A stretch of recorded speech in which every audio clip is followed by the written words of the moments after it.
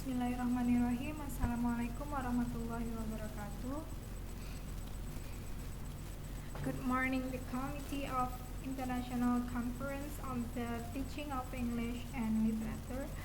So, my name is Tarina Dasela. I'm from Universitas Bina Sarana Informatika Pontianak. And I would like to present my article, and the title is Translation Technique Analysis of English Indonesian in Samsung Manual Book.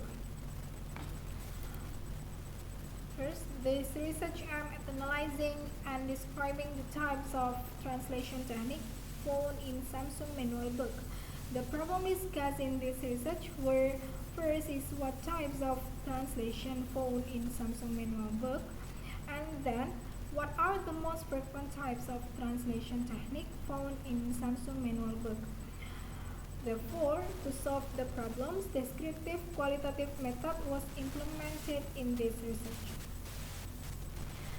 The introduction. Since English become an international language, it is going to be the medium of communication for all people in the world. But in the fact that is not all people in the world understand to communicate use English. So translation is one of the best way to solve the problem of communicating any kind of language in this world. So in this research,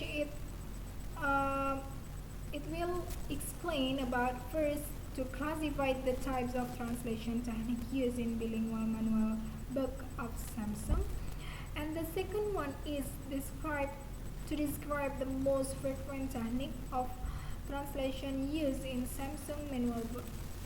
So there are many types of translation technique, but I found several technique in translation. Then we go to the research methodology. The research design of this research is descriptive qualitative method. It is done by analyzing Samsung manual book, and the data were taken from both English and Indonesian version of Samsung manual book by analyzing the written text. So I will compare the source text or English version and then the target text or Indonesian version in Samsung manual book.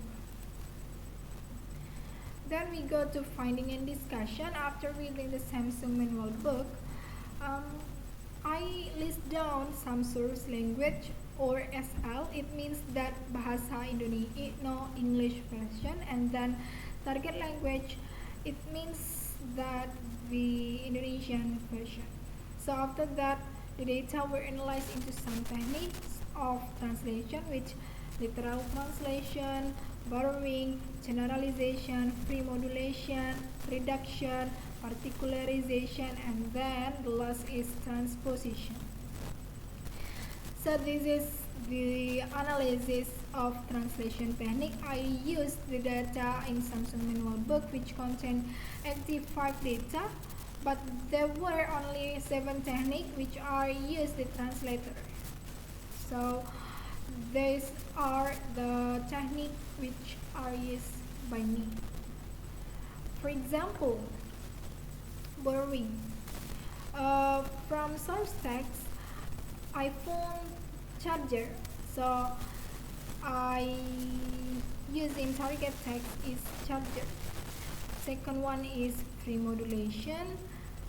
From source text is this marking on the product, accessories, or literature. And target text is adanya tanda ini pada produk, aksesori, atau literatur. So free modulation is a technique that changes the point of view. In this datum, the translator changed the point of view in SL to TL, but still has same message or meaning. It has word addition, which is adanya, so it has addition of adanya. And then generalization. I found multipurpose jack in source text, and then in the Indonesian version is connector multifungsi. So if the translator translated literally, multipurpose jack means connector serbaguna. However, it has another general term which is multifunction. Next is literal translation. It means that the translator translate literally from source text into target text. For example, device layout to letak tata perangkat. And then particularization from source text. We found that the example like e.g. For target text is misalnya. And then reduction you from source text you must charge the battery, and target text baterai harus diisi daya. So it has elimination of must. You must is kamu harus. So in this target text there is no you must or kamu harus. It means that baterai harus diisi daya. It translates literally. And then last is transposition. From source text, store spare batteries in an appropriate productive case. In target text, simpan baterai cadangan di kotak pelindung yang tepat. From source text, we found that batteries has plural meaning, and the target text we found that only battery,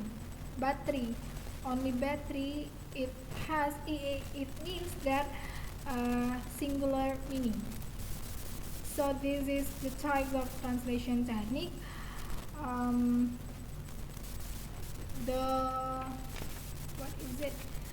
The literal translation has 65 data and the percentage is 76.4%. Therefore, literal translation makes change in conformity with TL grammar in this research. So the conclusion is, specifically there are 7 techniques used in Samsung manual book. Borrowing has 8 data or 9.4%, and then second one is free modulation. It has 5 data or 5.8%, and then third, generalization, it is only 1 data or 1.1%, and next is literal translation. It has many of data, 65 data or 76.4%, and then 5 particularization, only 1 datum, and then reduction, only 3 data, and then last is transposition. It has only 2 data or 2.3%.